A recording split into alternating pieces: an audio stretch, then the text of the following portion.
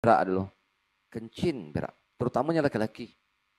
Perempuan tak ada masalah. Laki-laki. Laki-laki kalau berlaku persetubuhan, keluar air mani. Kadang-kadang masih tertinggal ada air mani di zakar dia. Langsung lagi tertinggal. Kita pun mandi junub tanpa kencing. Habis mandi junub kencing. Bermakna dia berjunub balik tanpa dia sedari. Baik itu sunat bagi orang laki-laki, kencing dulu.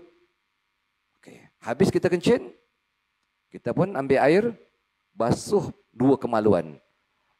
Mana sahaja aku mengangkat hadas besar daripada dua ini tempat. Ingat niat macam tu. Sahaja aku mengangkat dalam tandas lah kita mana. Kita basuh dua kemaluan tu, sentuh. Sahaja aku mengangkat hadas besar daripada dua ini tempat. Apa mana dua ini tempat? Kubul dan dubur. Habis kita dah basuh-basuh elok semua, dua kemaluan tersebut, jangan sentuh dah. Okey, kita mandi. Kita pun duduk bawah air, sahaja aku mengangkat hadas besar kerana Allah Ta'ala. Atau sahaja aku mandi junub kerana Allah Ta'ala. Jirus badan kita. Kemaluan jangan sentuh dah. Kalau hampa tak buat kaedah macam tadi, bermakna kena sentuh tak kemaluan.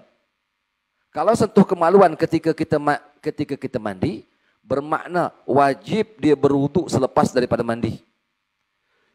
Tapi kalau dia tak sentuh kemaluan ketika dia mandi, dengan sebab dia buat kaedah tadi, kaedah lepas daripada qadha hajat, dia basuh dua kemaluan, niat, sahaja aku mengangkat hadas besar daripada dua ini tempat. Kubul dan dubur. Ini orang panggil mas'alatud daqiqah. Jadi makna dia mandi. Mandi jangan sentuh kemaluan dah. Habis mandi, bayang je lah. Nak wuduk lagi? Tak payah wuduk dah. Tak perlu wuduk dah. Jadi kalau dia niat gabungkan niat wuduk, di mana wuduk dia? Dia tak ada wuduk. Tak perlu niat wuduk. Tapi kalau dia sentuh kemaluan ketika mandi, yang tu dia kena berwuduk lepas sembahyang, lepas mandi. Kalau macam tu kena niat. Faham masalah?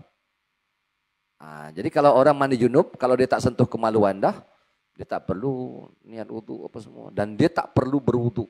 Sah sembahyang dia.